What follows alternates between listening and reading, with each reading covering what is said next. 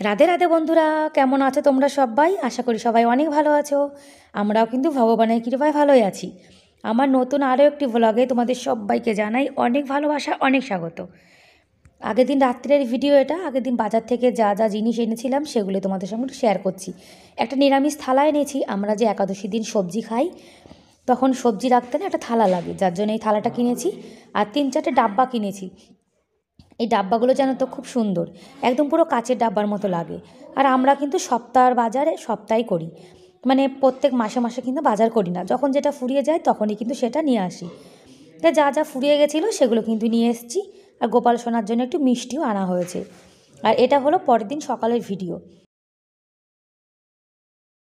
রান্না বান্না হয়ে গেছে, মানে সেবা এখনও দিইনি, সেবা দেবো। তা আগের দিন রাত্রিরে যে জিনিসগুলো এনেছিলাম সেগুলো এখন ঢেলে রেখে দিচ্ছি। আর আমরা তো মুসুরির ডালটা জানো তো, মানে প্রতিদিনই দেখতে গেলে খাই। মানে একাদশীর আগের দিন আর একাদশীর পরের দিন কিন্তু আমরা মুসুরির ডাল খাই না। তাছাড়া অন্য সব দিনই কিন্তু মুসুরির ডাল রান্না করি। এদিকে চিনির ডাব্বাতে চিনি কম হয়ে গেছিলো, যার জন্য ঢেলে রেখে দিচ্ছি। আর ডাব্বা কিন্তু দুটো, একটা দিয়ে আমাদের জন্য চাটা বানাই আর একটা গোপাল সোনার জন্য। মানে আমাদের এখন জানো তো, মানে সব কিছু দুটো দুটো করতে হয়, একটা গোপাল সোনার জন্য, একটা আমাদের জন্য। চা পাতা কিন্তু দুখানা ডাব্বাতে রেখেছি, একটাতে একটু বেশি, একটাতে একটু কম।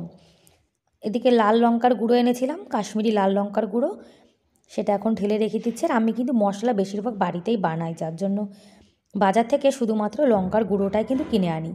আর চা দিয়ে খাওয়ার বিস্কুটগুলো এখন ঢেলে রেখে দিচ্ছি। এই বিস্কুটগুলো কিন্তু এটো করি না, কেননা মাঝে মাঝে এটাতে গোপাল সোনাকেও দেওয়া হয়, তো সেই জন্য একটু সাবধানে ইউজ করতে হয়। মানে এখন কি অবস্থা জানো তো, আমাদের মানে সব কিছু আলাদা আলাদা করতে হয়। আমার তো ছোট্ট গোপাল সোনা আছে। গোপাল সোনাকে কিন্তু আমরা 3 টাইমই ভোগ লাগাই, সেই জন্য বাসনপত্র, ডাব্বা সব কিন্তু ডবল ডবল আলাদা করে এই যে মশলা ঢেলে রেখে দিলাম। আর চিনি, চা পাতা সব কিন্তু একবারে শেষ হয়ে গেছিলো জানো তো। সব রেখে এখন জায়গাটা মুছে রেখে দিচ্ছি। আর রান্না কিন্তু করে নিয়েছি, শুধুমাত্র রুটি বানাবো। আজকে সকালে করেছিলাম আলু মটরের সবজি, ভাত আর আটা মাখিয়ে রেখেছি। ছেলেকে একটা রুটি বানিয়ে দিয়েছি, ও স্কুলে নিয়ে গেছে। ছেলে সকালে কটা ভাত খেয়ে যায় আর স্কুলে রুটি নিয়ে যায়। গোপাল সোনার সেবা তো হয়ে গেছে, এখন একটু চা বানিয়ে নিচ্ছি। ওই যে গোপাল সোনাকে সেবা না দিয়ে তো কিছু খাই না, যার জন্য। আর 1 কাপই চা বানাচ্ছি। আর শীতকালে জানো তো এরকম একটু গরম গরম লাল চা খেতে ভীষণ ভালো লাগে। এর মধ্যে কিন্তু আদা, লবঙ্গ, ইলাইচি অনেক কিছু দিয়েছি। আর আমি কিন্তু সকালে উঠে আশেপাশে কাজ করে, রান্নাবান্না করে, মানে স্নান করে রান্নাবান্না করে গোপাল সেবা দিয়ে তারপরে কিন্তু রান্নাঘরে আবার আসি চা বানাতে। চা খাবো, তারপর একটু বসে আবার মানে সকালে রুটি বানাবো। কি বলো তো, চা না খেলে জানো তো আমার একদম ভালো লাগে না। সকালে 1 কাপ চা খেলে কাজে একটা এনার্জি পাই, যার জন্য 1 কাপ চা বানিয়ে নিয়েছি। এখন চা খেয়ে তারপরে কোমর বেঁধে আবার কিন্তু কাজে লেগে পড়বো।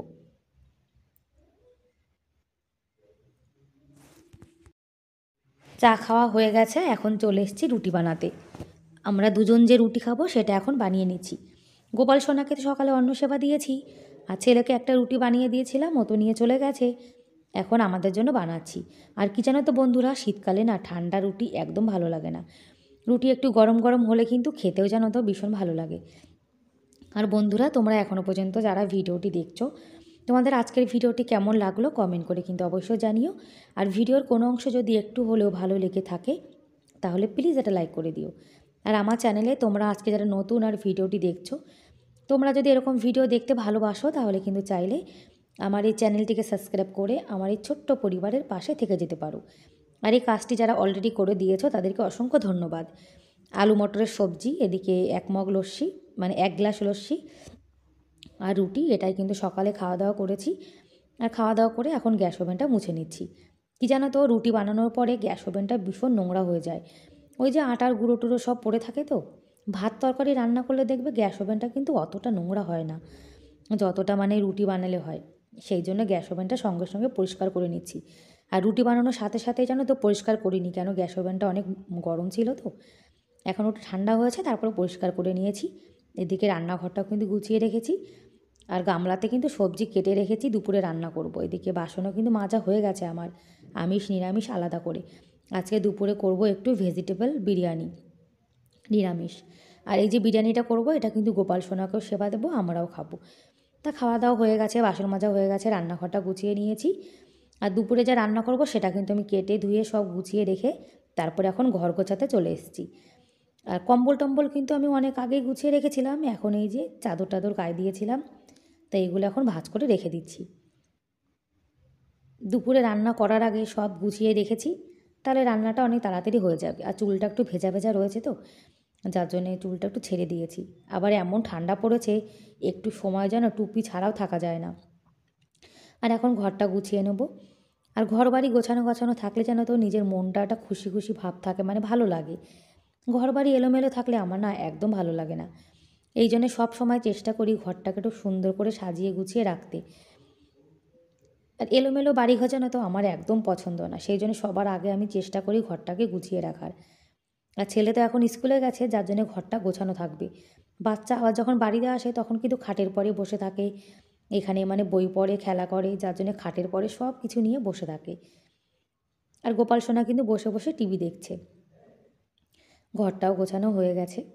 এই বেড কভারটা কিন্তু ফ্লিপকার্ট থেকে অর্ডার দিয়েছিলাম, কালারটা কিন্তু খুব সুন্দর। আর এখন ফ্রিজটা পরিষ্কার করে নিচ্ছি। প্রতিদিন যদি আমাদের ঘরে যে ছোটো মোটো জিনিসপত্র আছে সেগুলো একটু আমরা পরিষ্কার করে রাখি, তাহলে দেখবে বেশি নোংরা হয় না। আর সপ্তাহে একদিন করে পরিষ্কার করতে গেলে ঘর বাড়ি দেখবে অনেকটা ধুলো হয়ে যায়। সেই জন্য প্রতিদিন যখনই সময় পাওয়া যায় একটু যদি পরিষ্কার করে রাখা যায়, তাহলে জিনিসগুলো কিন্তু দেখবে একদম নতুনের মতো চকচক করে। হ্যাঁ, আমাদের ঘরে কিন্তু সেরকম জানলা টালনা কিছুই নেই, তবুও দেখো কতটা ধুলো পড়েছে। এদিকটাও কিন্তু আমার গোছানো গাছানো হয়ে গেছে। এই দেখো আজকে দুপুরে না ভেজিটেবল বিরিয়ানি করেছিলাম কুকারে, খেতে কিন্তু অসাধারণ হয়েছিল জানো তো। ব্যাস বন্ধুরা, তাহলে আজকের মতো এ পর্যন্তই। দেখা হবে পরের ভিডিওতে। Bye bye.